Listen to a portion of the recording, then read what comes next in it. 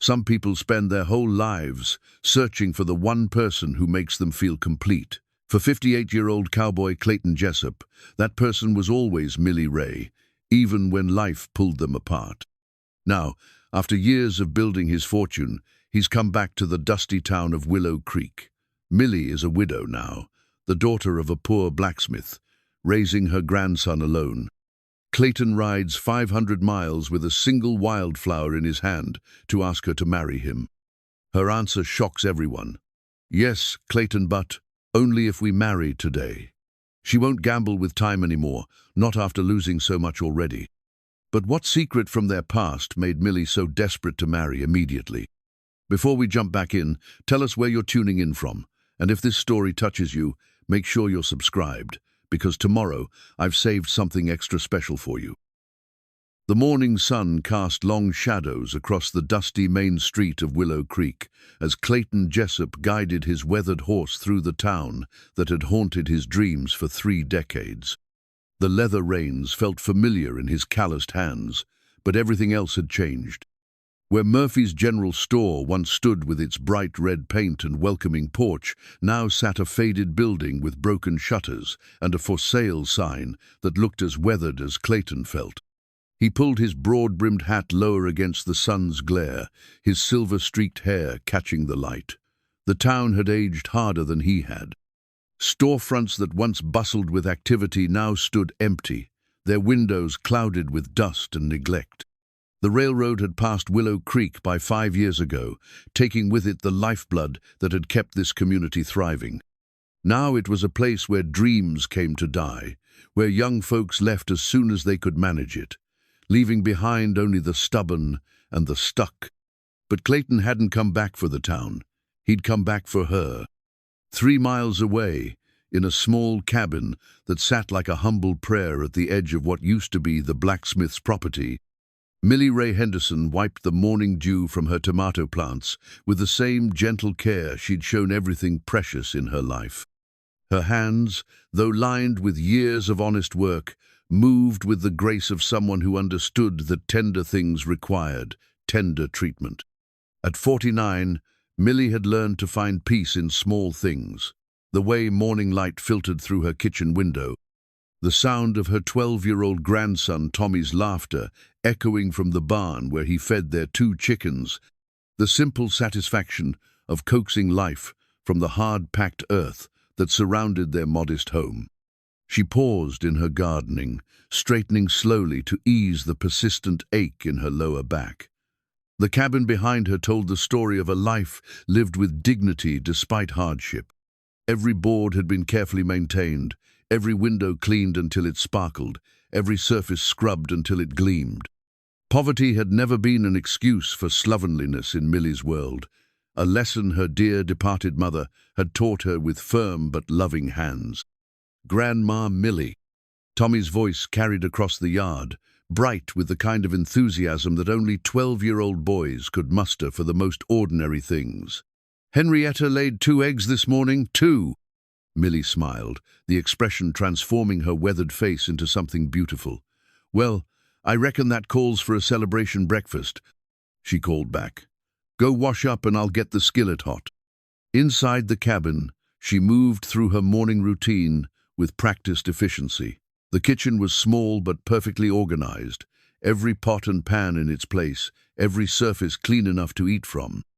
On the windowsill above the sink sat a collection of mason jars filled with wildflowers that Tommy brought her each week, simple bouquets that cost nothing but brought her more joy than all the store-bought flowers in the world.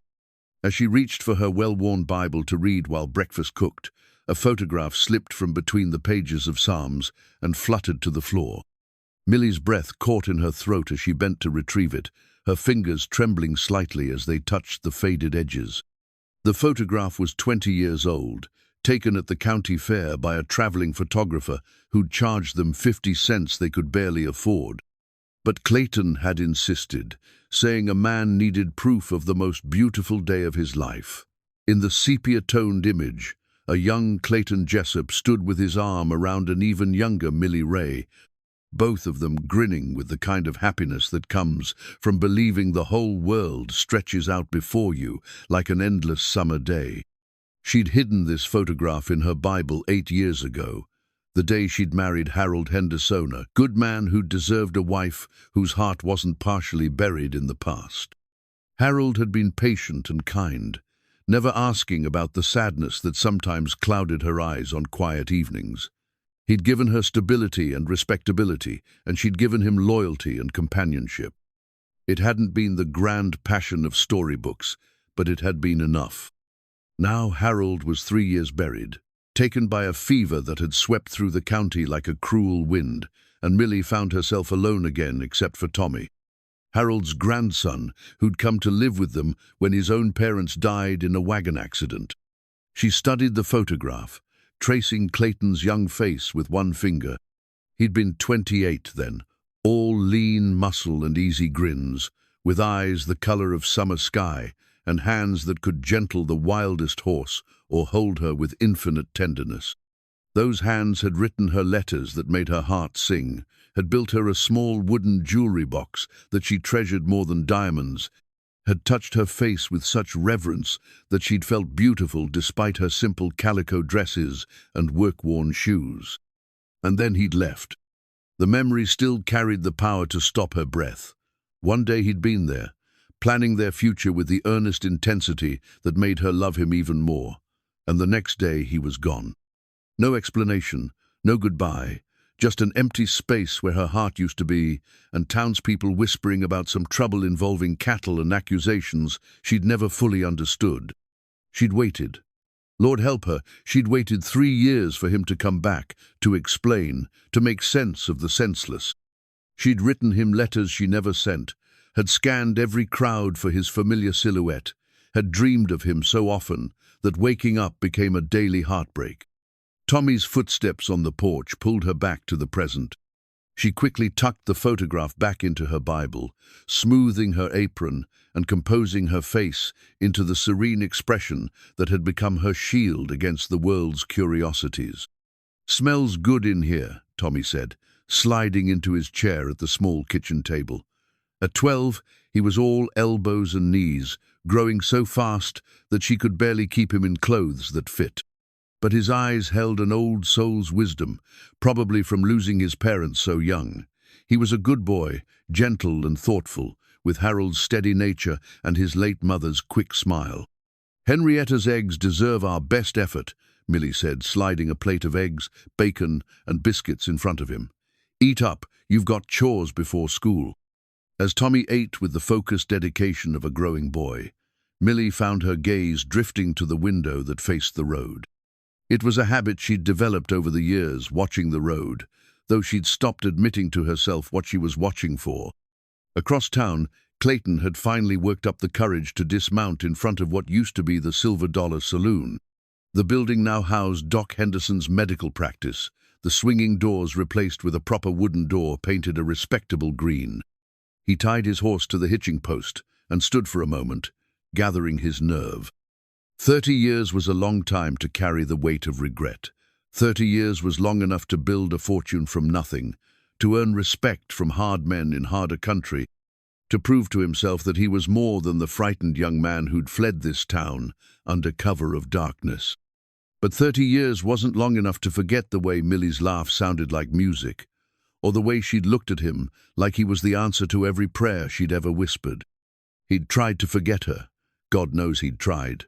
There had been other women in other towns, good women who would have made fine wives. But none of them had been Millie Rae, and in the end, that had made all the difference. The door to Doc Henderson's office opened, and a familiar figure emerged. Clayton's hand moved instinctively to his hat brim, in greeting as Doc Henderson, older now, his hair white, where it had once been brown, but still carrying himself with the dignity that had made him the most respected man in town, looked up and froze. "Well, I'll be damned," Doc said softly, his voice carrying wonder and caution in equal measure.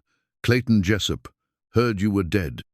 "Not quite," Clayton replied, managing a slight smile, "though I can understand why folks might think so."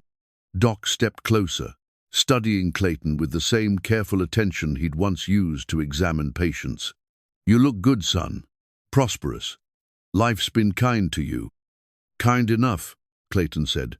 "Doc, I need to ask you something, and I need you to tell me straight. Is Shy's Millie?" "She's well," Doc said gently. "Widowed 3 years now. Lives out at the old Henderson place with her boy Harold's grandson. Really, but she's raised him as her own. Good woman, Clayton. Deserves happiness." Clayton nodded, relief and nervousness warring in his chest. "I aim to see she gets it." Doc's eyebrows rose. "That's so. And what makes you think you're the man to provide it?" It was a fair question, and Clayton respected the older man enough to give it the consideration it deserved. "Because I never stopped loving her," he said simply. "Because I've spent 30 years learning how to be the man she deserved, and I'm hoping it's not too late to prove it." Doc studied him for a long moment, then nodded slowly. "She lives about 3 miles out, past the old mill, but Clayton, tread careful. She's not the girl you left behind. Life has a way of changing us all."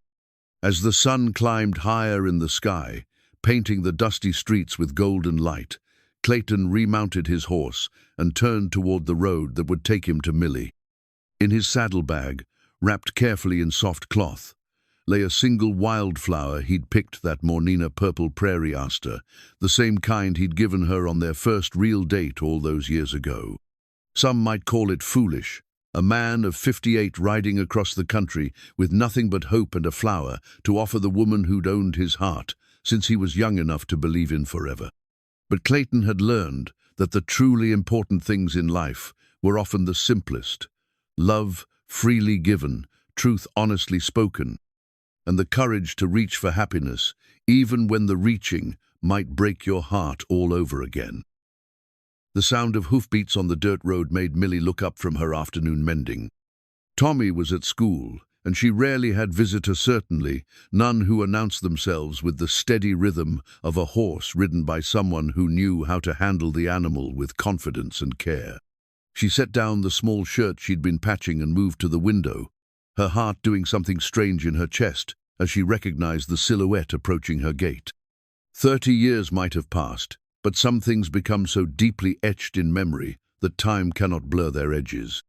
The way he sat his horse, the angle of his shoulders, the careful way he moved, as if he understood that every action carried weight and consequence.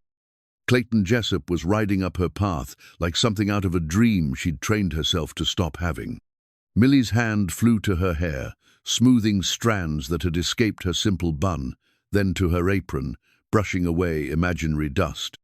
She forced herself to stop, to breathe, to remember that she was a grown woman who had lived through love and loss and everything in between. Whatever Clayton Jessup wanted, she could handle it with the dignity she'd cultivated like a garden over these long years.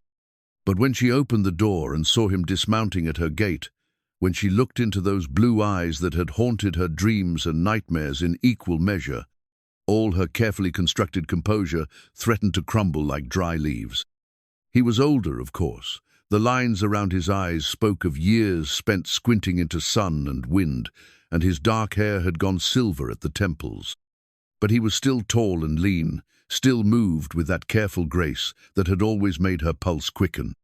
And when he looked at her, really looked at her, as if she were the only thing in the world worth seeing, she was 21 again and foolishly, desperately in love. "Hello, Millie," he said softly, his voice carrying the same warm rumble that had whispered her name in 1,000 memories. "Clayton." Her voice came out steadier than she'd expected, though her heart was beating so hard she was certain he could hear it across the yard. "It's been a long time." "Too long," he said, and there was such regret in those 2 words that she felt her carefully maintained walls begin to crack. He approached, slowly, respectfully, stopping a proper distance away. In his hand, she noticed, he held something small, a flash of purple against his weathered palm. "May I come closer?" he asked, and the courtesy of it, the way he asked permission, instead of assuming welcome, touched something deep in her chest. She nodded, not trusting her voice, and watched as he opened her gate and walked up the path she swept every morning. He stopped at the bottom of her porch steps, looking up at her with an expression so tender and hopeful that it took her breath away. "I know I have no right to be here," he began, his voice quiet but steady. "I know I forfeited any claim to your time or attention the day I left without explanation. But Millie, I need you to know not a day has passed in 30 years that I haven't thought of you. Not a sunset I've watched that I haven't wished you were there to see it with me." Millie gripped the porch railing, her knuckles white. "Clayton, you can't just—" "I know," he said quickly. "I know I can't waltz back into your life and expect anything. I know you've built a good life here, and I respect that. But I had to come. I had to try to explain, to apologize, to tell you that leaving you was the biggest mistake I ever made." The late afternoon sun caught the silver in his hair, and for a moment she could see both the young man she'd loved and the older man he'd become, superimposed like double-exposed photographs. The effect was dizzying. "Why now?" she asked, and she hated how her voice broke slightly on the words. "Why, after all this time?" Clayton's jaw worked for a moment, as if he was struggling with how much truth to reveal. "Because I finally have something worth offering," he said. "Because I spent 30 years learning how to be the man you deserved, and I'm hoping, praying that it's not too late." He held up the purple flower, and she saw his hand was trembling slightly. "Prairie aster," he said. "Same as the first flower I ever gave you.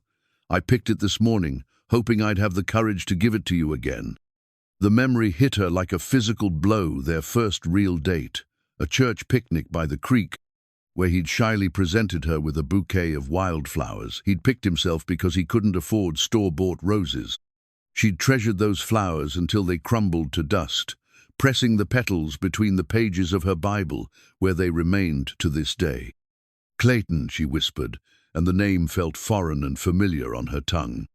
"I know you were married," he said, taking one careful step closer. "Doc told me about Harold, and I'm sorry for your loss. He was a good man, and I'm glad he was here when I couldn't be. But Millie, if there's any part of you that remembers what we had, any part that might be willing to try again." And then he did something that stopped her heart completely. Clayton Jessup, who had become wealthy and successful, and probably had his pick of younger, prettier women, got down on one knee on her humble porch step and held up that simple wildflower like it was made of diamonds. "Millie Rae Henderson," he said, his voice thick with emotion, "would you do me the honor of becoming my wife?"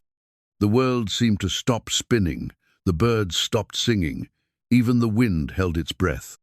Millie stared down at this man who had broken her heart so thoroughly that she'd thought it would never heal properly, who had disappeared from her life like smoke, who was now kneeling before her with tears in his eyes and a flower in his hand. And without thinking, without planning, without considering the consequences or what people would say, or whether it made any sense at all, she heard herself say, "Yes." Clayton's face transformed, relief and joy, chasing away the anxiety that had lined his features. He started to stand, started to smile, but she held up her hand. "But only if we marry today." The words surprised her as much as they obviously surprised him. He froze, half risen, staring at her with confusion and hope warring on his face. "Today," he repeated. Millie reached behind her neck with shaking fingers and unclasped the thin gold chain that held her wedding ring, Harold's ring, which she'd worn on a necklace since his death because it felt wrong to abandon it entirely, but equally wrong to wear it on her finger when her heart had never fully belonged to him. She held the ring up, studying it in the fading light. It was a simple gold band, worn thin in places, bought with money Harold had saved for months. It represented 8 years of companionship, respect, and gentle affection. It represented security and stability, and all the practical reasons people married when passion had been buried in the past. "I learned something when Harold died," she said quietly, still looking at the ring. "I learned that tomorrow isn't promised to anyone. I wasted 3 years waiting for you to come back, then 8 years married to a good man. I couldn't love the way he deserved because my heart was still tied to a ghost. I won't waste any more time, Clayton. If you want to marry me, if you mean what you're saying, then we do it today. before either of us can change our minds or let fear talk us out of it, or find 100 reasons why it won't work. She looked down at him, still kneeling on her step, and saw understanding dawn in his eyes. "I'm 49 years old," she continued, her voice growing stronger. "I've buried a husband and raised a boy, and learned to make do with less than I wanted, and be grateful for what I had. I'm not the girl you left behind, Clayton. I'm not going to wait around while you decide if you really want this, or if I'm just some romantic notion you've been carrying around. If you want me, you take me as I am today, or you ride on out of here and let me get back to my life." Clayton rose slowly to his feet, his eyes never leaving her face. The wildflower trembled in his hand. "Today," he said, and his voice was full of wonder and determination. "Yes, Millie, today." News traveled fast in a town the size of Willow Creek, especially news as shocking as Clayton Jessup's return and his immediate engagement to the widow Henderson. By the time Tommy walked home from school, kicking stones and whistling a tune he'd learned from the older boys, half the town was buzzing with speculation, and the other half was shaking their heads in disapproval. Mrs. Abernathy, who ran the boarding house and considered herself the unofficial keeper of community morals, had already declared it unseemly for a woman to accept a proposal from a man who'd abandoned her decades ago. "Mark my words," she told anyone who would listen while she hung laundry behind her establishment, "no good will come of such hastiness. Decent people don't marry on a whim." But Doc Henderson, making his afternoon rounds, found himself smiling as he recalled the look in Clayton's eyes, the same desperate hope he'd seen in dying men who'd suddenly found a reason to fight for another day. And Sheriff Blake, a man who'd learned to judge character through 30 years of dealing with the best and worst of humanity, remembered the young Clayton as honest and hard-working, the kind of man who'd step between a bully and his victim without counting the cost. "Always thought there was more to that story," Blake murmured to his deputy as they watched Clayton ride toward the parsonage. "Man doesn't run unless he's got a damn good reason."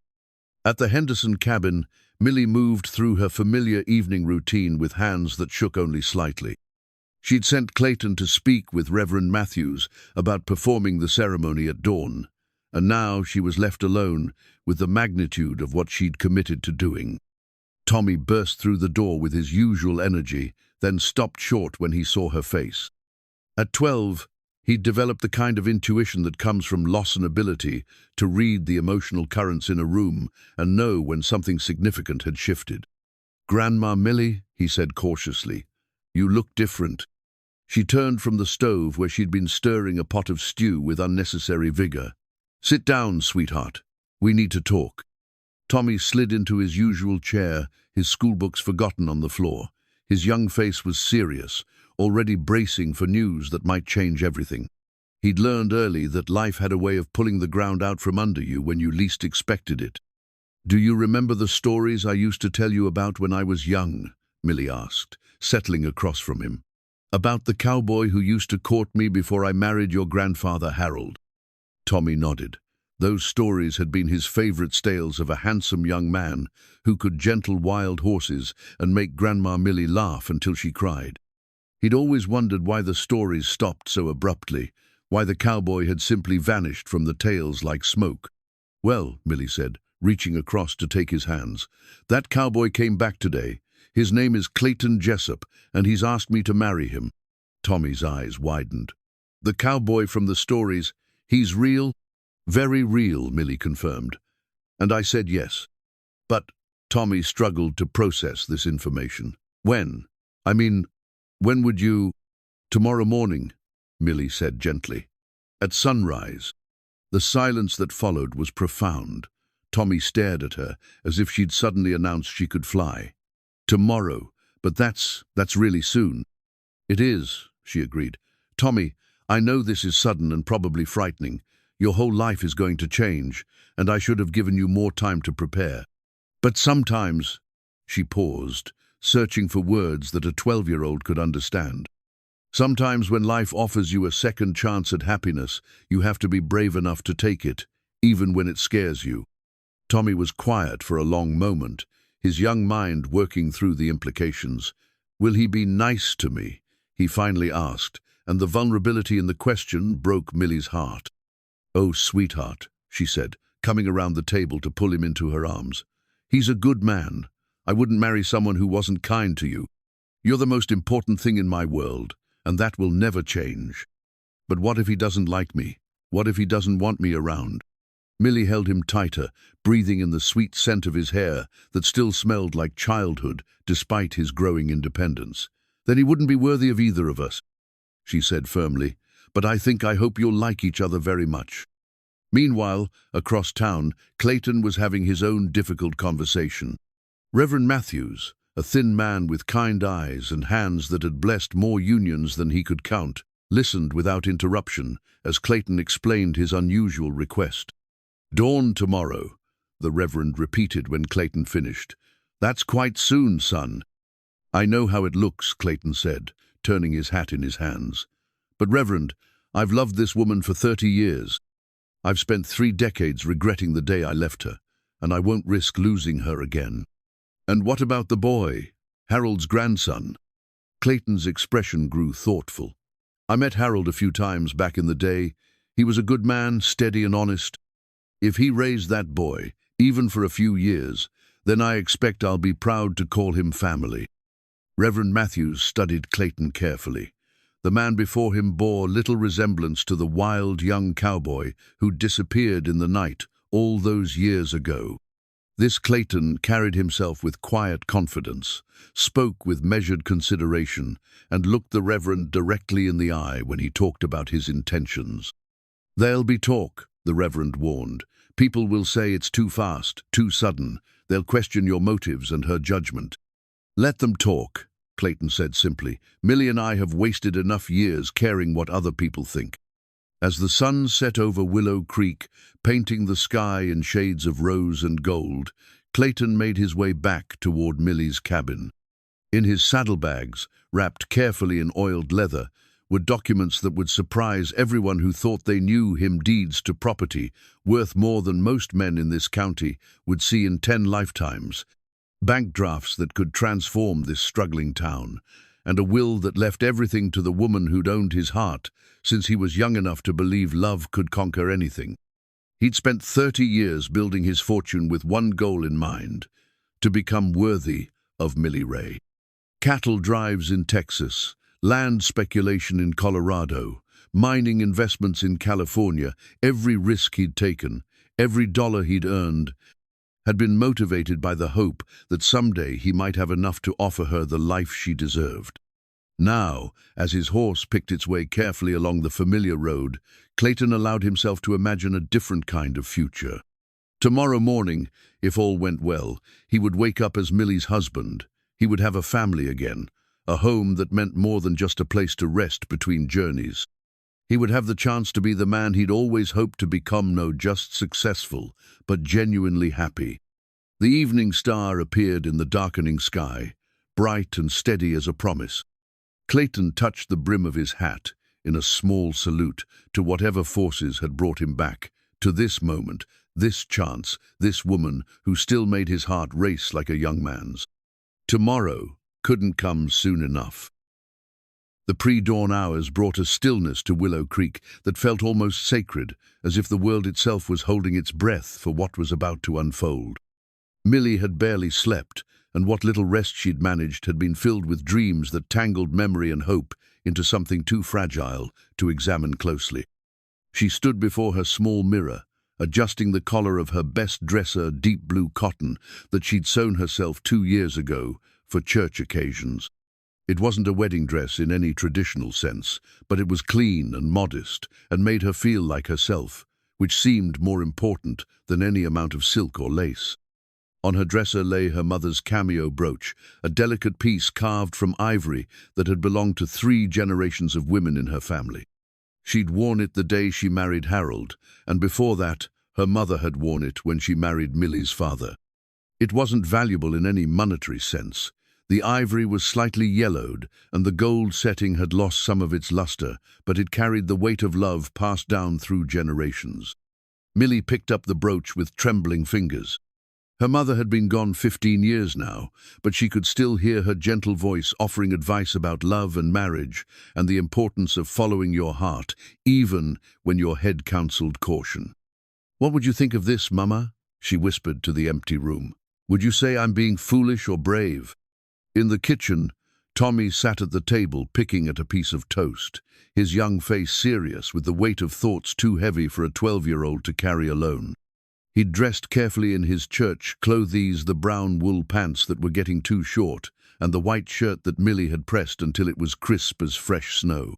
"You don't have to come if you don't want to," Millie said gently, fastening the cameo at her throat. "I know this is all very strange and sudden." Tommy looked up at her, and she was struck by how much he'd grown in just the past year. Soon he'd be a young man, with decisions of his own to make, and a life to build beyond the safe confines of their small cabin.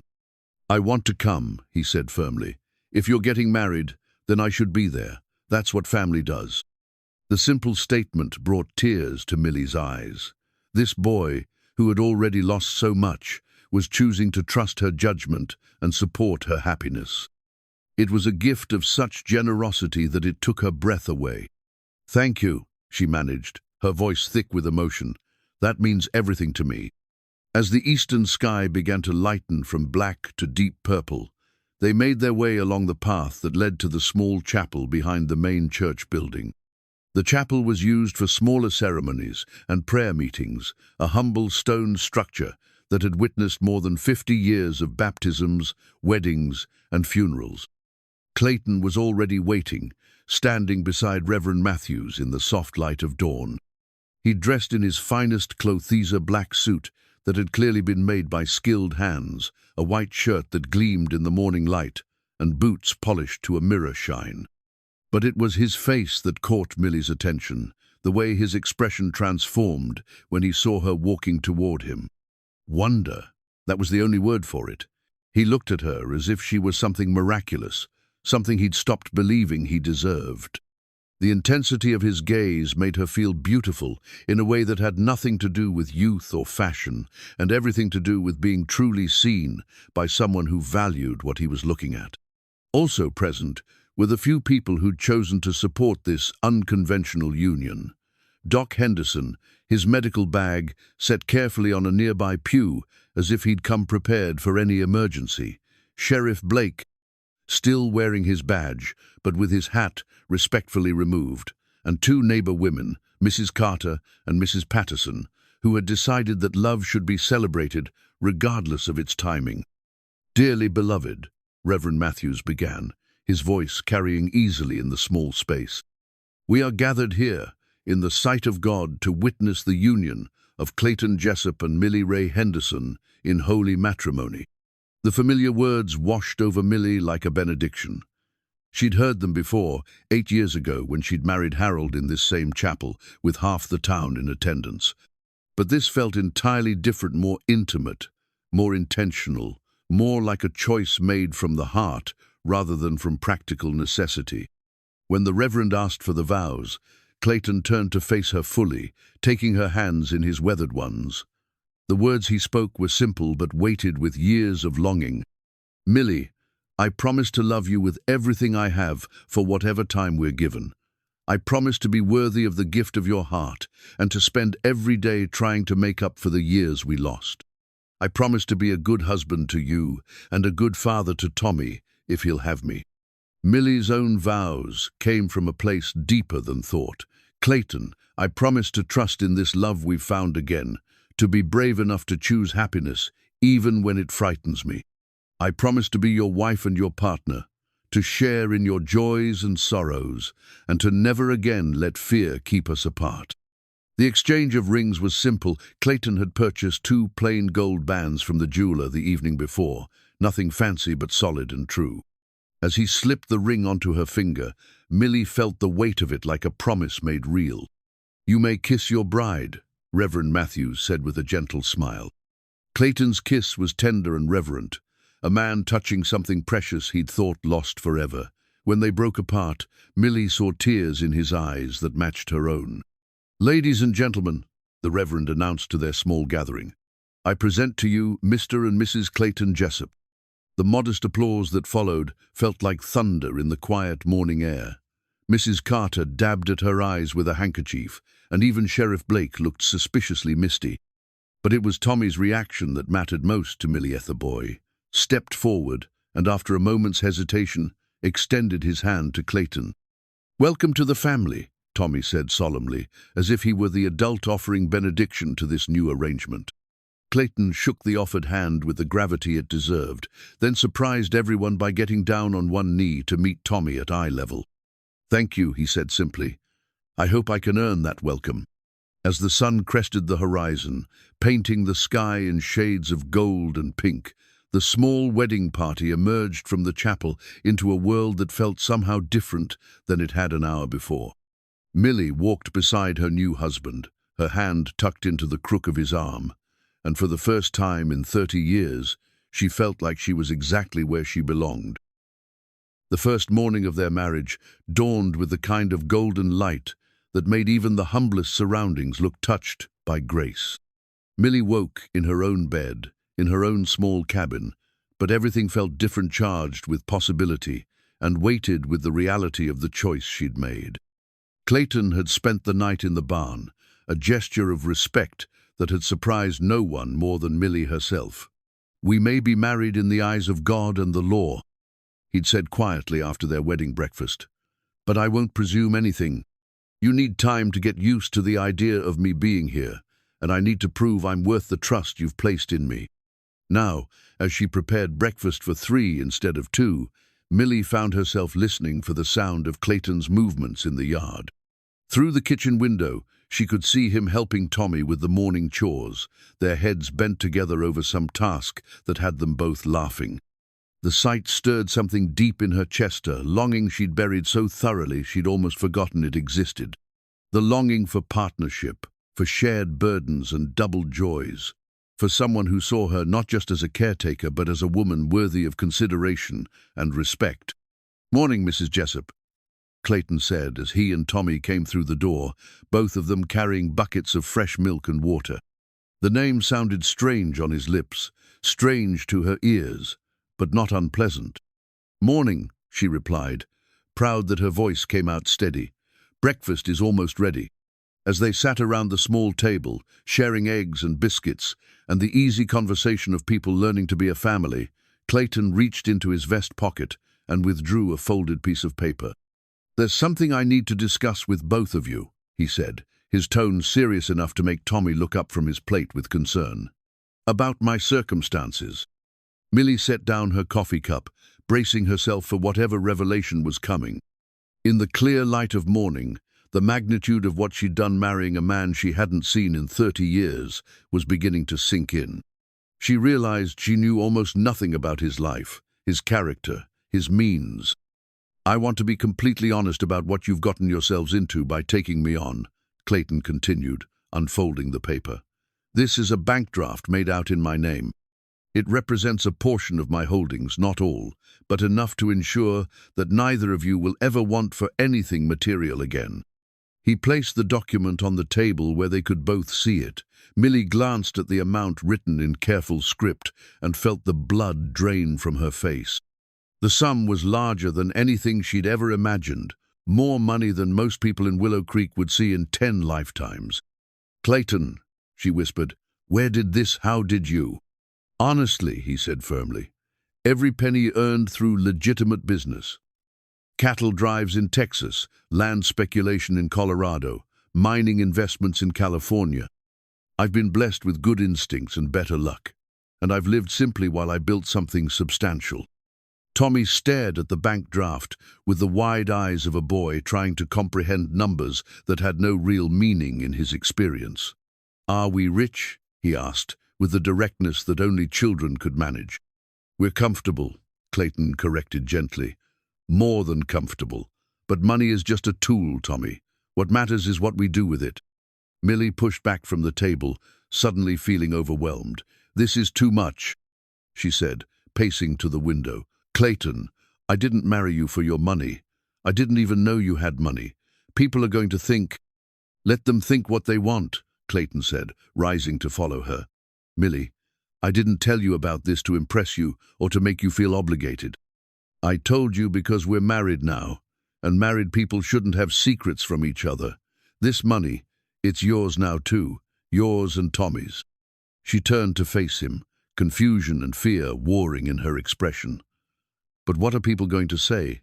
They already think this marriage is too sudden, too strange, when they find out about your wealth.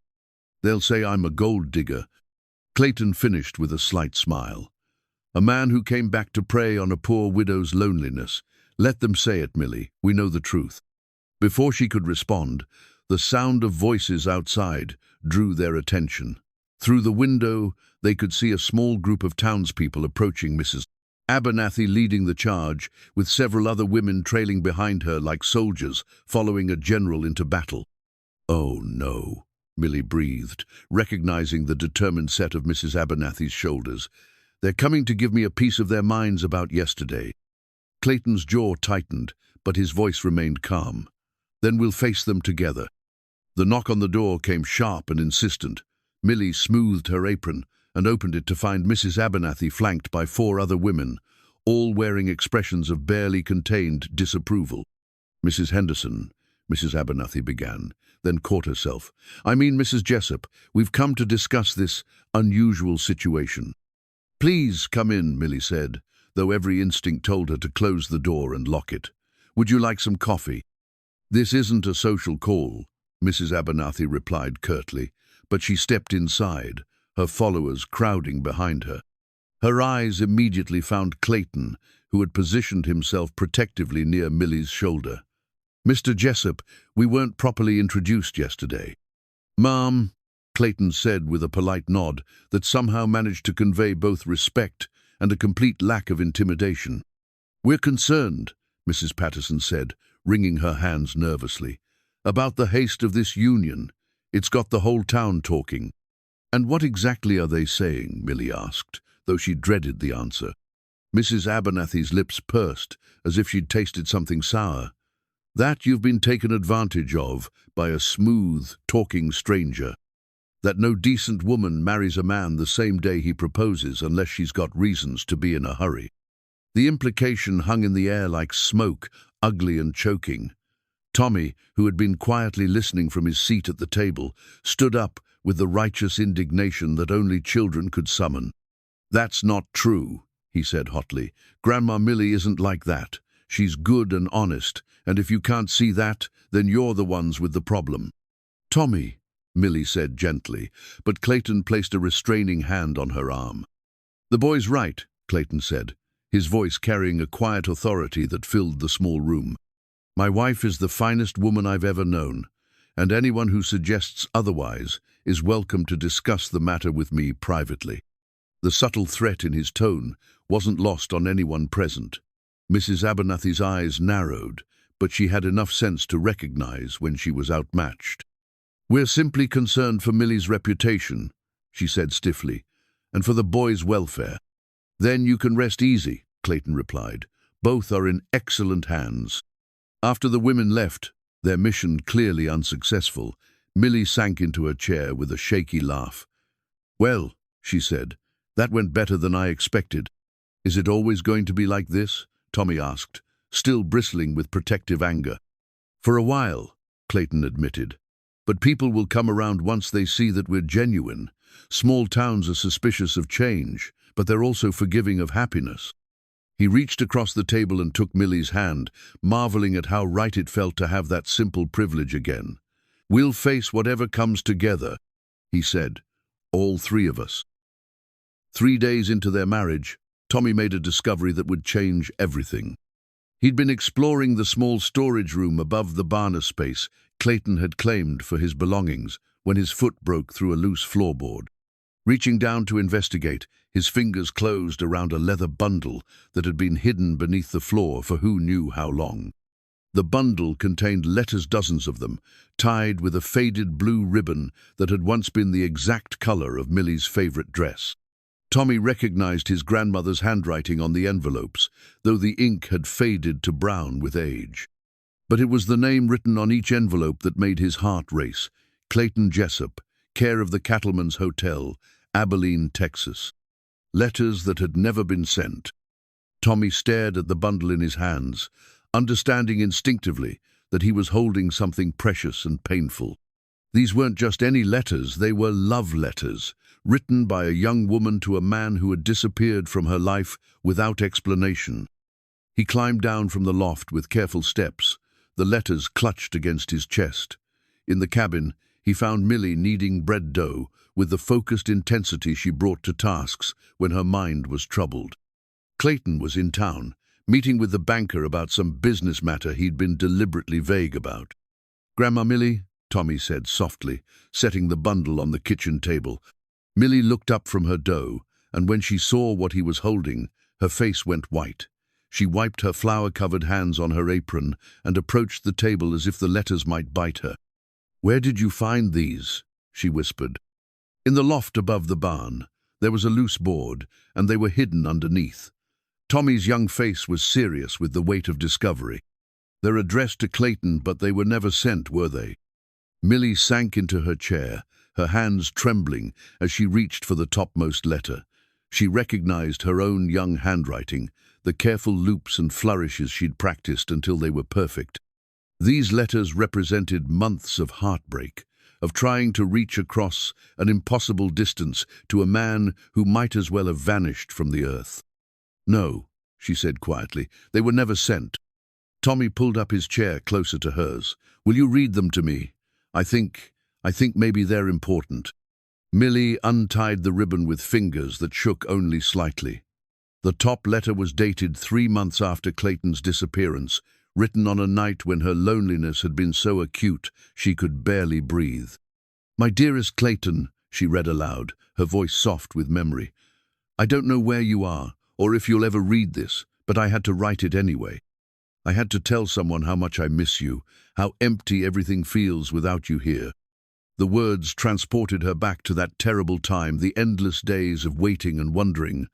The nights when she'd lain awake staring at the ceiling and trying to understand how someone could disappear so completely from her life. She'd written letter after letter, pouring her heart onto paper because she had nowhere else to put the love that was eating her alive. 3 months, and still no word from you," she continued reading. "People are starting to say terrible things, that you never really loved me, that you were just playing games with the blacksmith's daughter, but I know better. I felt how you looked at me, heard the truth in your voice when you told me you loved me. Something happened, something that made you leave, and I won't believe you abandoned me by choice until you tell me yourself." Tommy listened with the intense focus of someone trying to understand the adult world of love and loss. "Did you really believe that?" he asked. "That he didn't leave on purpose?" "I had to," Millie replied. "The alternative was too painful to bear." She opened another letter, this one dated 6 months later. Her handwriting was different, here more desperate, less controlled. "I'm going to stop waiting," she read. "Harold Henderson has asked me to marry him, and I think I'm going to say yes. He's a good man, steady and kind, and he doesn't look at me like I'm broken. I know I don't love him the way I loved you, but maybe that's better. Maybe loving someone so much that losing them destroys you isn't the blessing I thought it was." The pain in those words hit her like a physical blow, even 20 years later. She remembered writing that letter by candlelight, tears blurring her vision as she tried to convince herself that settling for companionship was better than holding on to hope for something that might never come. "But I need you to know," she continued, "that if you came back tomorrow, if you walked through that door and explained everything, I would leave with you without hesitation. I would choose you over security, over reputation, over everything else. Because some loves are worth any sacrifice, and what we had, what we still have, if I'm brave enough to admit itis that kind of love." The sound of approaching hoofbeats made them both look up. Through the window, they could see Clayton riding up the path, his face thoughtful in the way that meant he'd been wrestling with something important. Tommy quickly gathered the letters back into their bundle. "Should we tell him about these?" Millie considered the question, then nodded slowly. "Yes, these letters were meant for him, even if they never reached him. He has a right to know what I was feeling, what I went through." When Clayton entered the cabin, he immediately sensed the changed atmosphere. Millie and Tommy were sitting close together at the table, both wearing expressions of someone who'd been sharing secrets. "What's wrong?" he asked, hanging his hat on the peg by the door. "Nothing's wrong," Millie said, standing to face him. "But Tommy found something today, something I think you need to see." She held out the bundle of letters, watching as recognition dawned in Clayton's eyes. He took them with the reverence of someone handling something sacred. "You wrote to me," he said wonderingly. "Every week for almost 2 years, Millie confirmed. "I never sent them because I didn't know where you were. I didn't even know if you were alive."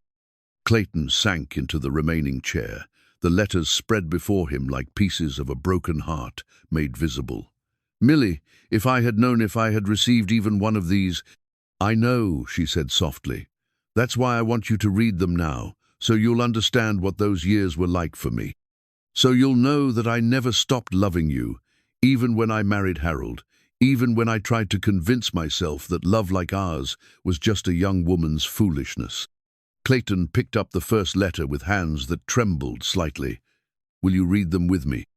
Tommy looked between the two adults, understanding that he was witnessing something profound and private. "Maybe I should." "Stay," Clayton said firmly. "You're part of this family now, and this is part of our story, all of our story." As the three of them sat together in the fading afternoon light, reading words of love and loss, written by a young woman to a vanished lover, the last walls between them began to crumble. These letters were more than just artifacts of the past. They were proof that some loves survive any separation, that hope can endure, even when it seems foolish, and that sometimes the most important conversations are the ones we have with people who aren't there to hear them. When they finished reading the last letter, Clayton carefully retied the blue ribbon around the bundle. "These are precious," he said quietly. "They're proof of something I always hoped, but never dared believe that our love meant as much to you as it did to me." He looked at both Millie and Tommy, his eyes bright with unshed tears. "I want to keep these forever," he said. "I want them to be part of our family's story, part of what we pass down to future generations, because they prove that love doesn't die just because circumstances force people apart. They prove that some promises are worth keeping, no matter how long it takes to fulfill them." Millie reached across the table and took his hand, marveling at how such a simple gesture could feel like coming home. "We're home now," she said softly. "All of us. Finally, we're home." It was Tommy who found the wanted poster, crumpled and yellowed with age, tucked between the pages of an old almanac Clayton had been using to plan his spring planting. The boy had been helping organize Clayton's books and papers when the folded document fell to the floor like a leaf shaken from a dying tree. The poster was crude, printed on cheap paper with ink that had faded to a rusty brown, but the words across the top were still legible enough to make Tommy's blood run cold. "Wanted for cattle rustling."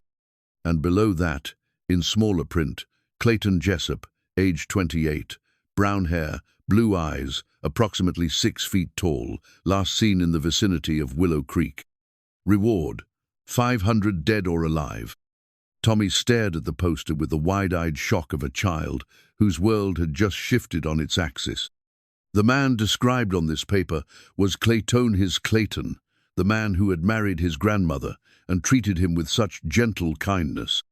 But the crimes described were serious, the kind that got men hanged in the public square while crowds cheered.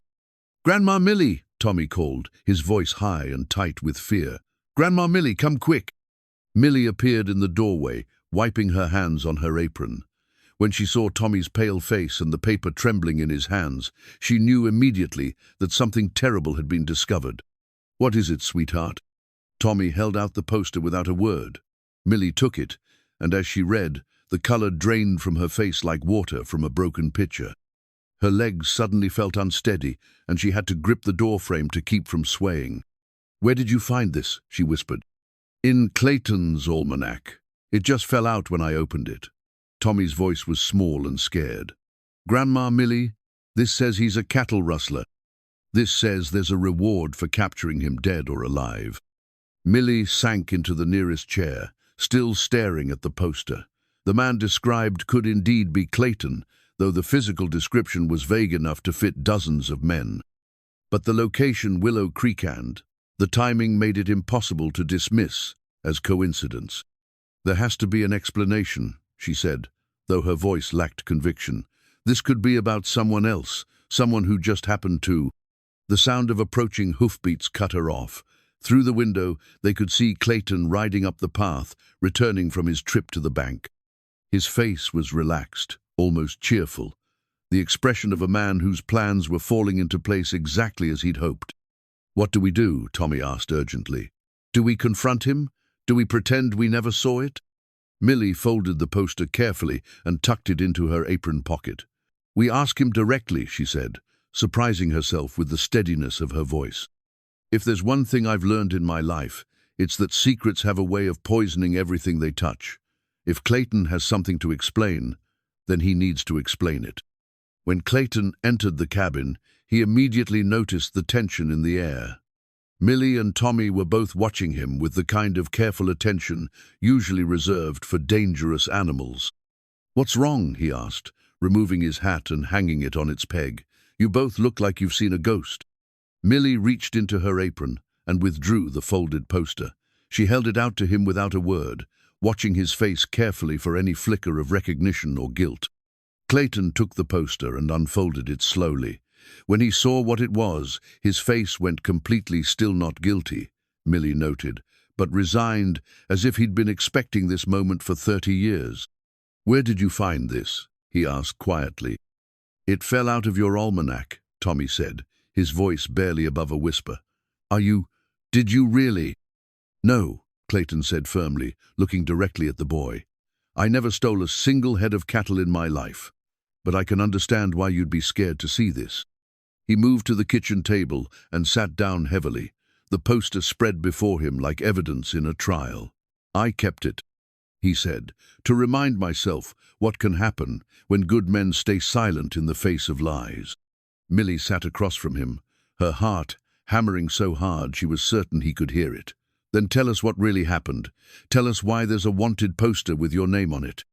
Clayton was quiet for a long moment, his fingers tracing the edges of the poster. When he finally spoke, his voice carried the weight of 30 years of buried truth. "There was a man named Jake Morrison," he began. "Still is, for all I know. He owned the largest ranch in the county, and he had his eye on your father's land, the blacksmith shop and the acreage that came with it.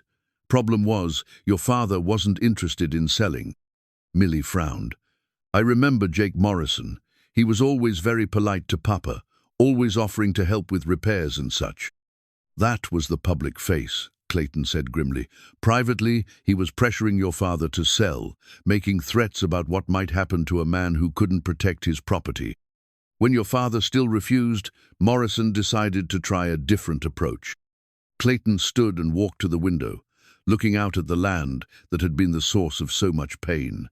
Morrison had been rustling cattle from smaller ranches for months, but he was smart about it, never taking enough from any one place to cause suspicion, always making sure he had an alibi when the thefts were discovered. But he needed a scapegoat, someone to take the blame when the law finally started asking questions. "And he chose you," Millie said, understanding beginning to dawn.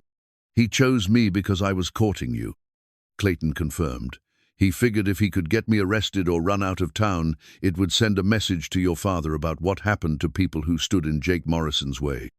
Tommy had been listening with the intensity of someone trying to follow a complex story. "But how did he frame you?"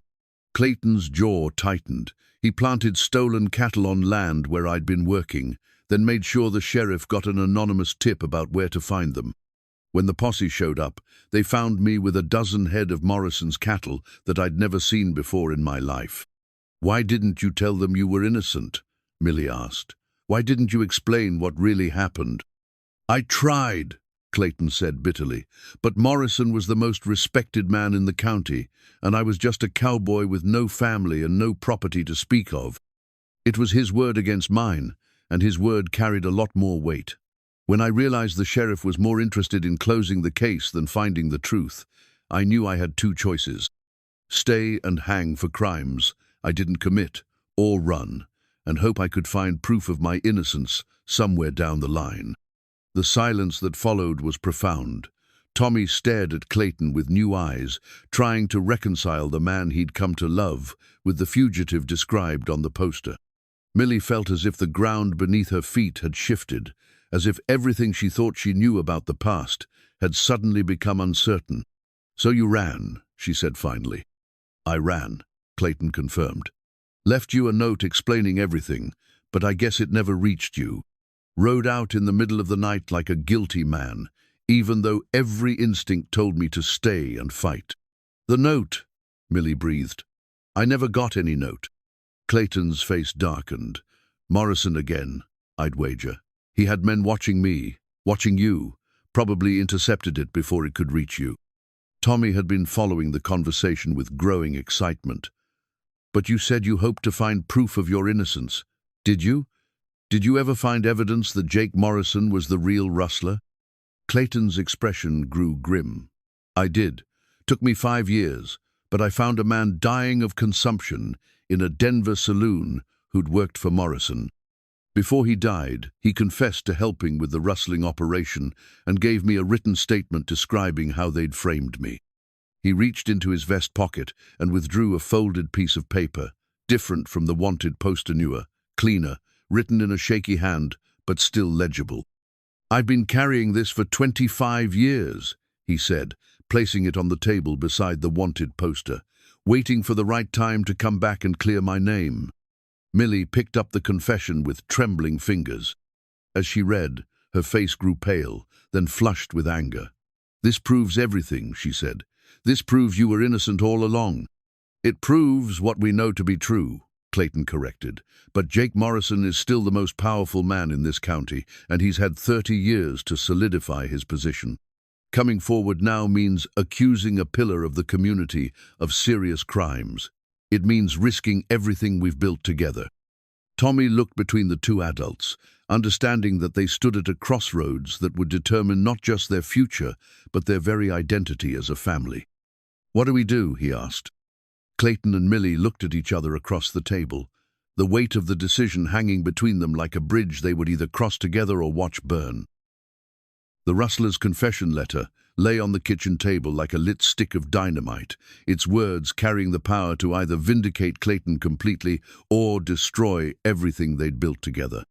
Millie read it 3 times, her lips moving silently as she absorbed every detail of the dying man's testimony. "My name is Pete Garrison," the letter began in a handwriting made shaky by illness and whiskey. "I ain't got long left in this world, and I reckon it's time I made peace with my sins. For 5 years I worked for Jake Morrison, rustling cattle from small ranches across 3 counties. We was careful about it, never took enough from one place to raise suspicion, always had alibis when the law came asking questions." The confession went on to describe in damning detail how Morrison had orchestrated the frame-up, planting stolen cattle on land where Clayton worked and ensuring the sheriff would find them. It named dates, locations, and other men involved in the scheme. Most importantly, it explicitly cleared Clayton of any wrongdoing. "The boy never stole nothing," Garrison had written. "Morrison picked him because he was courting the blacksmith's daughter, and Morrison wanted that land. Figured if he could get the boy arrested or run out of town, it would send a message to the father about what happened to folks who wouldn't sell." Tommy had been pacing the small kitchen like a caged animal, his young mind wrestling with the implications of what they'd discovered. "We have to show this to Sheriff Blake," he said for the 3rd time. "We have to tell everyone the truth." "It's not that simple," Clayton said gently.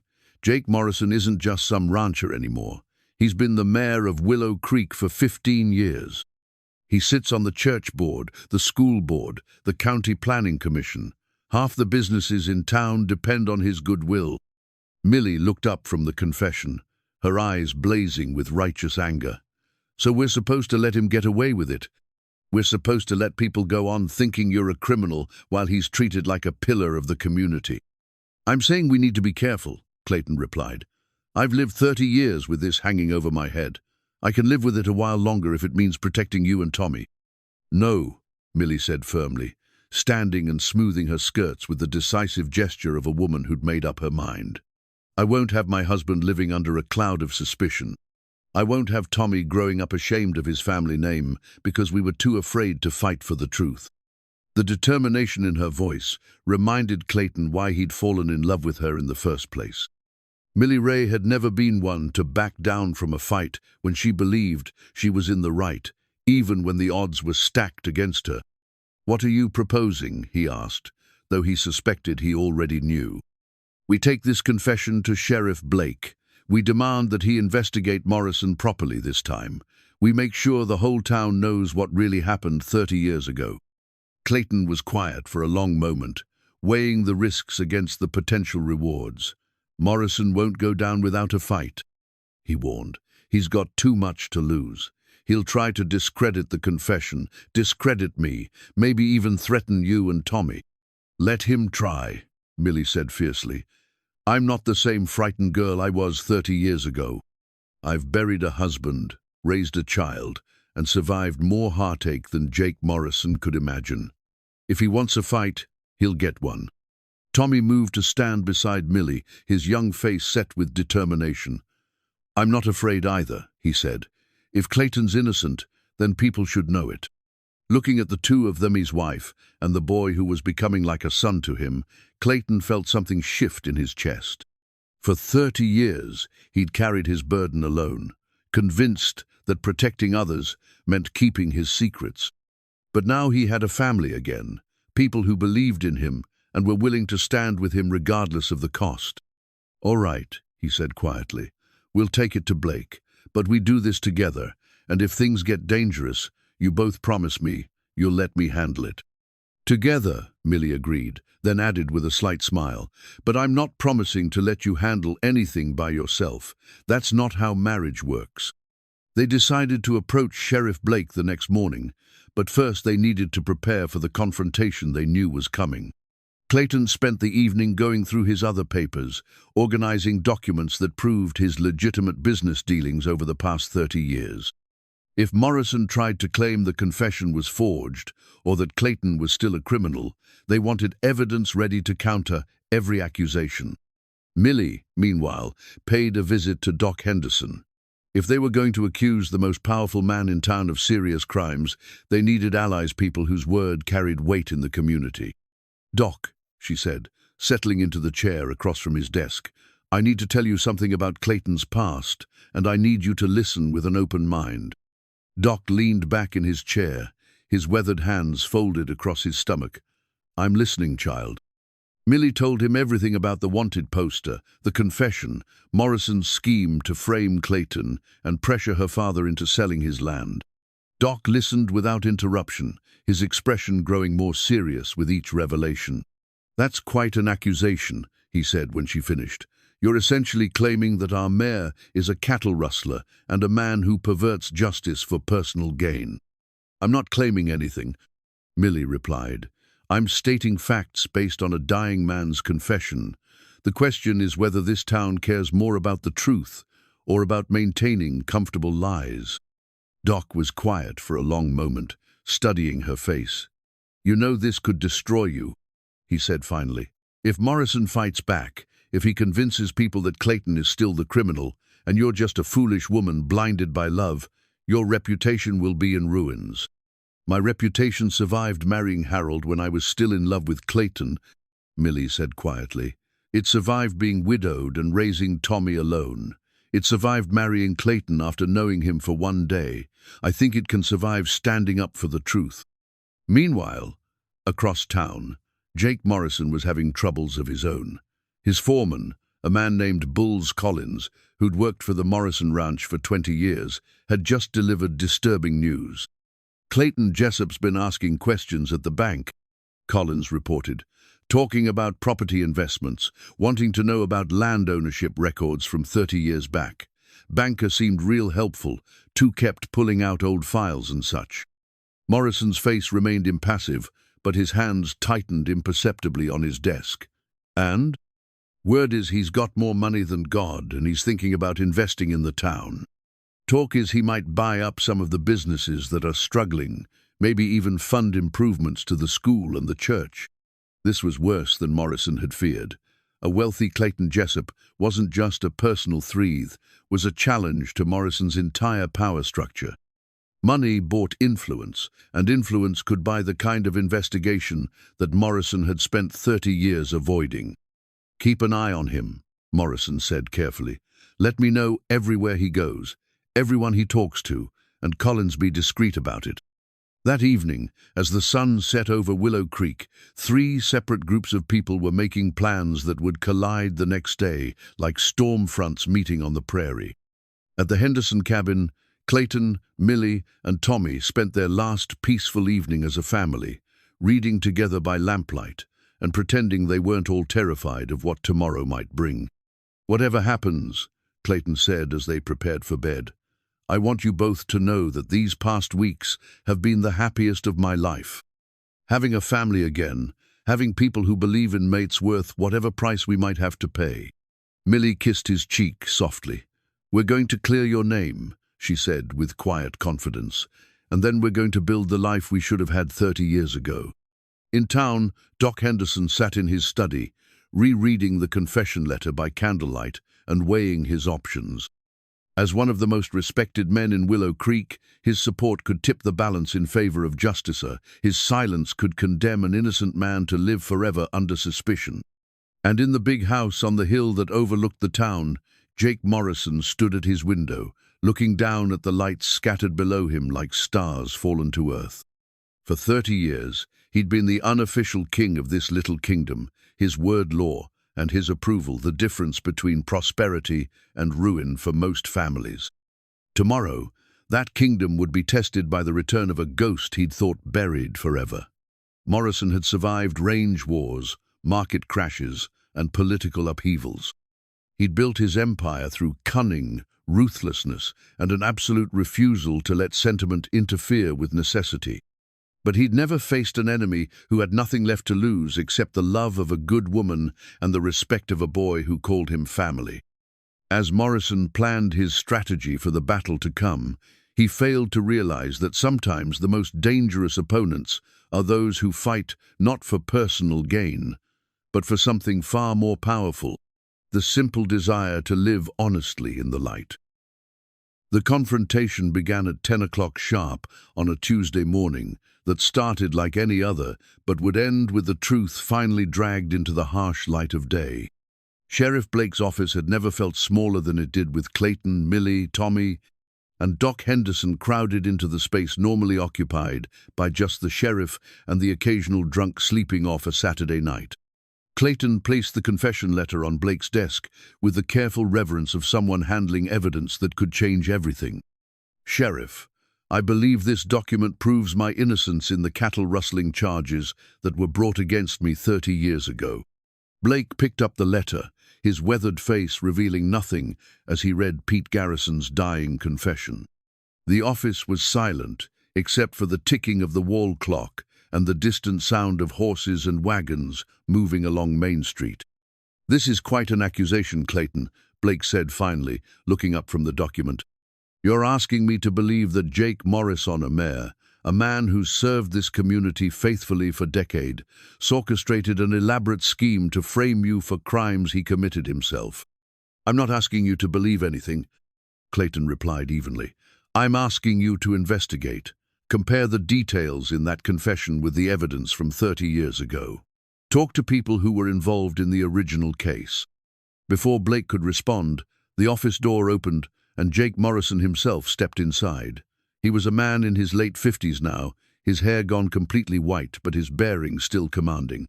He wore an expensive suit that marked him as a man of means, and his presence seemed to fill the small room. "Sheriff Blake," Morrison said in the smooth voice that had convinced voters to elect him mayor 5 times running. "I heard there was some kind of disturbance involving our new resident." His eyes found Clayton and hardened perceptibly. "Clayton Jessup, I must say, I'm surprised to see you back in Willow Creek." "I'll bet you are," Clayton said quietly. Morrison's gaze shifted to the confession letter on Blake's desk, and something flickered across his face too quick to identify, but not quick enough to miss entirely. "What's all this about?" Blake held up the letter. Mr. Jessup has presented what he claims is a confession from a man named Pete Garrison, stating that you framed him for cattle rustling 30 years ago. Morrison's reaction was perfect, just the right amount of shock and indignation. "That's preposterous," he said, his voice rising slightly. "Sheriff, surely you're not giving credence to the ravings of some desperado trying to clear his name with forged documents." "The document isn't forged," Doc Henderson said, speaking for the first time since they'd entered the office. "I knew Pete Garrison before he left town. That's his handwriting, and that's his signature. I'd stake my medical license on it." Morrison's eyes narrowed as they fixed on Doc. "With respect, Doctor, handwriting can be imitated, and even if this Garrison did write this letter, who's to say he wasn't lying? Dying men sometimes confess to all sorts of things real and imagined." "Then you won't mind if Sheriff Blake investigates the claims made in the confession," Millie said, her voice cutting through the tension like a blade. "If you're innocent, an investigation will only prove it." Morrison turned his attention to her, and his expression softened into something that might have been sympathy if it had been genuine. "Mrs. Jessup, I understand you want to believe the best of your new husband, but you have to consider the possibility that you've been deceived by a smooth-talking criminal who's preyed on your loneliness." The insult hung in the air like smoke. Tommy stepped closer to Millie, his young face flushed with anger at hearing his grandmother spoken to with such condescension. Clayton's hands clenched into fists, but he kept his voice level. "Careful, Morrison," he said quietly. "You're talking about my wife." "I'm talking about a good woman who's been taken advantage of," Morrison replied, "and I won't stand by and watch her reputation be destroyed by association with a known criminal." Sheriff Blake held up his hand for silence. "That's enough. Morrison, this confession makes specific claims about dates, locations, and methods. Claims that can be verified or disproven through investigation. As a law enforcement officer, I have an obligation to follow up on credible evidence of wrongdoing." Morrison's composure slipped for just a moment, revealing a flash of the cold calculation beneath his public persona. "Of course, Sheriff. I have complete confidence in your ability to separate fact from fiction." He paused, then added with deliberate emphasis, "Though I hope you'll remember who your friends are in this community when you're deciding how thoroughly to pursue these allegations." The threat was subtle but unmistakable. Morrison was reminding Blake that his re-election depended on the support of influential citizens and that antagonizing the wrong people could have serious consequences for his political future. But if Morrison expected Blake to back down, he'd misjudged his man. The sheriff had spent 30 years building a reputation for fairness and integrity, and he wasn't about to compromise it now. "My friends," Blake said slowly, "are the people who respect the law and want justice served fairly. If you're innocent, Mr. Morrison, then you have nothing to fear from an honest investigation." Morrison's smile was thin and cold. "I suppose we'll see about that, won't we?" The moment that changed everything came when Sheriff Blake reached into his desk drawer and withdrew a small object wrapped in faded cloth. "Since we're discussing evidence from 30 years ago," he said slowly, "there's something else that needs to be addressed." He unwrapped the cloth to reveal a silver pocket watch, its surface tarnished with age but still bearing an intricate engraving on its face. This watch was found among the personal effects of Samuel Wright the rancher, whose cattle were supposedly stolen by Clayton. Wright's widow identified it as belonging to her late husband, taken during the rustling that Clayton was accused of. Morrison's face went pale as he stared at the watch. For the first time since entering the office, his composure cracked completely. "The interesting thing," Blake continued, "is that this watch never made it into evidence during Clayton's case. I found it years later in a pawn shop in Abilene, bought it back thinking it might be important someday. But I could never figure out how it got there, since Wright's widow swore it had been stolen." Clayton looked at the watch with confused recognition. "I've seen that watch before," he said slowly, "but not on Samuel Wright." "Where?" Blake asked. Clayton's eyes moved to Morrison, whose face had gone from pale to grey. "Jake Morrison wore a watch just like that. I remember because he was always pulling it out to check the time. making a show of how important and busy he was. Morrison's hand moved instinctively toward his vest pocket, then stopped as he realized what he was doing. That's impossible. I've owned my watch for decades. It was my father's. Then you won't mind showing it to us, Doc Henderson said quietly. The silence stretched between them like a taut wire. Morrison's eyes darted between the faces surrounding him, calculating odds and measuring distances like a cornered animal looking for escape. I don't have to prove anything to you people, he said finally, but his voice lacked its earlier confidence. Actually, Sheriff Blake said, standing and moving around his desk, you do. Jake Morrison, I'm placing you under arrest for the theft of this watch and on suspicion of cattle rustling and conspiracy to pervert the course of justice. Morrison backed toward the door, his hands raised defensively. You can't do this. I'm the mayor of this town. I have rights. You have the right to remain silent, Blake said grimly, and I suggest you exercise it. But Morrison's silence was broken not by words but by action. In a desperate move that surprised everyone, he bolted for the door, shoving Tommy aside in his haste to escape. The boy stumbled but kept his footing, while Clayton and Blake both lunged after the fleeing man. Morrison made it to the street before Blake's longer legs caught up with him. The tackle sent both men sprawling in the dust of Main Street, drawing the attention of every person within 100 yards. Within minutes, a crowd had gathered, watching in shock as their mayor was hauled to his feet in handcuffs. This is a travesty, Morrison shouted to the gathering crowd. I'm being railroaded by a criminal and his accomplices. Don't let them destroy the reputation of a man who served this community faithfully for 30 years. But his protests fell on increasingly deaf ears. Doc Henderson had retrieved the silver watch from the sheriff's office and was showing it to anyone who wanted to look. Several of the older residents remembered Samuel Wright and his distinctive timepiece, and their murmurs of recognition spread through the crowd like ripples on a pond. Mrs. Patterson, who had been one of Millie's harshest critics just days before, pushed through the crowd to grasp Millie's hands. "Oh, my dear," she said, tears streaming down her face. "We were so wrong about you, about your husband. Can you ever forgive us?" "There's nothing to forgive," Millie replied gently. "You believed what you thought was true. We all did." As Blake led Morrison toward the jail, the mayor made one last, desperate appeal. "You're making a mistake," he called over his shoulder. "When the truth comes out, when you realize what you've done—" "The truth is coming out," Clayton said quietly, but his voice carried clearly in the morning air. "After 30 years, the truth is finally coming out." Back in the sheriff's office, Blake placed the confession letter and the pocket watch in his safe, then turned to face the small group that had changed the course of justice in Willow Creek. "It'll take time to build a complete case," he warned. "Morrison's got money and influence, and he'll hire the best lawyers he can find. But with Garrison's confession and this watch, plus whatever other evidence we can dig up, I think we can make it stick." Clayton reached into his pocket and withdrew something he'd carried for 30 years, a simple wooden ring, carved by his own hands during the long, lonely nights after he'd fled Willow Creek. It was rough and imperfect, bearing the marks of inexperienced hands and desperate love, but it represented something no amount of money could buy, a promise kept across 3 decades of separation. "Millie," he said, kneeling before his wife as he had just days ago, when he'd proposed with a wildflower. "I carved this ring for you 30 years ago, planning to give it to you on our wedding day.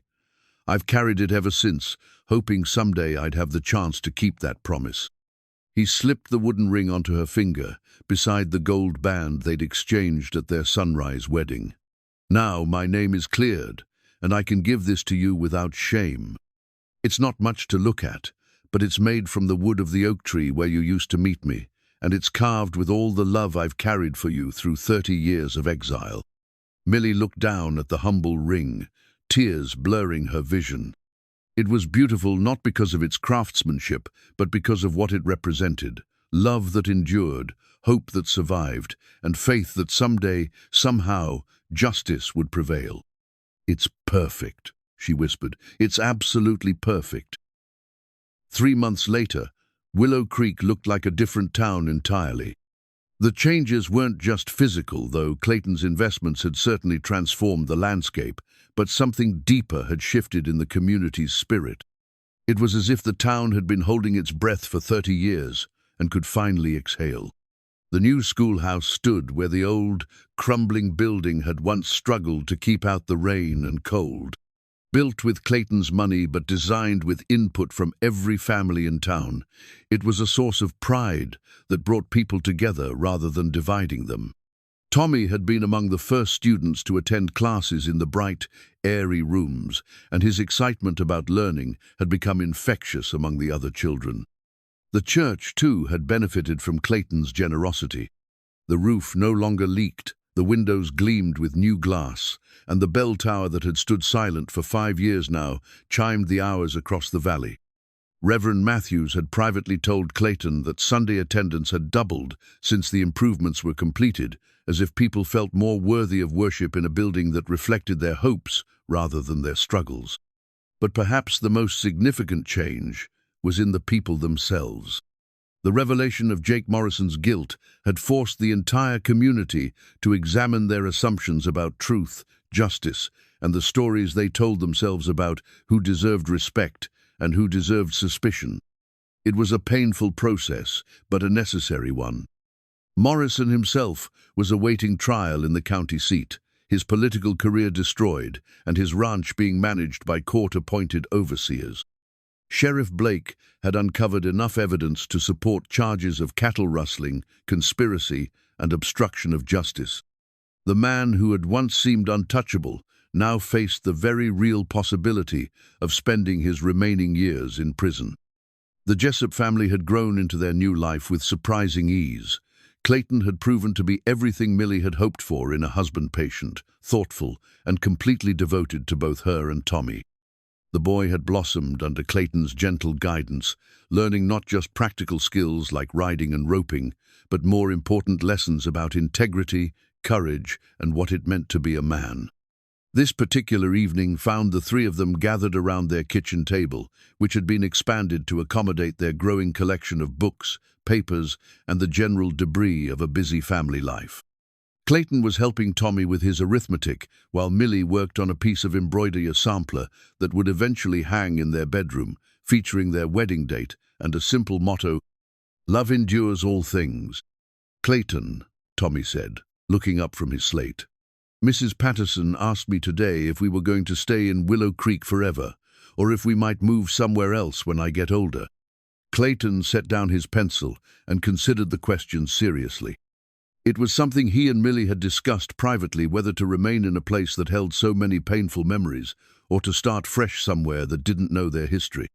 "What did you tell her?" Clayton asked. "I told her this was home," Tommy replied without hesitation. "I told her that people who love each other don't run away from problems, they stay and fix them." Millie looked up from her needlework, her heart swelling with pride at the wisdom in those young words. "And what do you think, Clayton? Is this home?" Clayton glanced around the small cabin that had become the center of his universe. It wasn't grand or impressive anything like the fine houses he could afford to build with his wealth.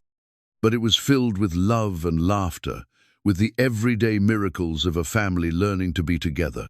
Through the window, he could see the garden where Millie grew her vegetables, the barn where he and Tommy worked side by side each morning, the road that had once carried him away from everything he valued, but had ultimately led him back to where he belonged.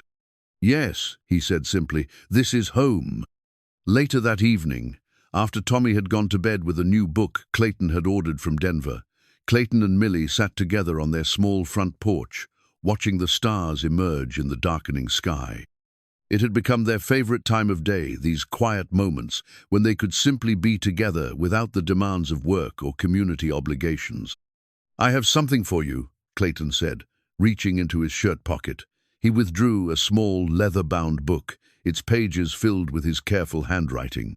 "What is it?" Millie asked, accepting the book with curiosity. "Our story," Clayton replied. "I've been writing it down, everything that happened, from the day we first met to Jake Morrison's arrest. I thought Tommy should have it when he's older, so he'll understand where he came from and what his family overcame to be together." Millie opened the book to the first page, where Clayton had written, "For Tommy and for his children and for all the generations that will follow." This is the story of how love conquered time, distance, and injustice. This is the story of how two people found their way back to each other when everyone said it was impossible. But Clayton had added something else to their family story, a new family Bible, bound in soft leather and inscribed with their names and wedding date. Inside the front cover, he had written, "Given with love to the Jessup family on the occasion of new beginnings. May this book guide you through whatever storms may come, and may you always remember that some promises are worth keeping no matter how long it takes to fulfill them." "It's beautiful," Millie whispered, running her fingers over the inscription. "But you know what the most beautiful part is?" "What's that?" "The fact that our story isn't over yet. We have years ahead of us, years to build more memories, to watch Tommy grow into a man, maybe even to see grandchildren of our own someday." Clayton pulled her closer, marveling at how perfectly she fit against his side, as if 30 years of separation had been nothing more than a long, troubled dream. "Do you ever regret it?" he asked. "The way we did things? Getting married so quickly, taking such a risk?" Millie was quiet for a moment, considering the question seriously. "I regret the years we lost," she said finally. "I regret the pain we both endured, the chances we missed. But I don't regret trusting my heart when it told me to take a leap of faith. Some risks are worth taking, Clayton, especially when the alternative is spending the rest of your life wondering, what if?" As the evening star appeared in the sky, the same star Clayton had wished on during his long journey home, he thought about the strange paths that had led them to this moment. It had taken 30 years, a false accusation, exile, heartbreak, and finally the courage to seek justice, but they had found their way back to each other. And in the end, that was all that mattered. Love had endured, truth had prevailed, and a family had been born from the ashes of old dreams deferred, but never abandoned. It was a story worth telling, a legacy worth leaving, and a promise finally kept after 3 decades of patient hope. The stars wheeled overhead in their ancient patterns, silent witnesses to the endless cycle of loss and redemption, separation and reunion, justice delayed but never denied. And on a small porch in Willow Creek, 2 people who had learned that some loves are indeed worth waiting for, sat together and planned the rest of their lives, knowing that whatever challenges might come, they would face them together as they always should have, as they always would.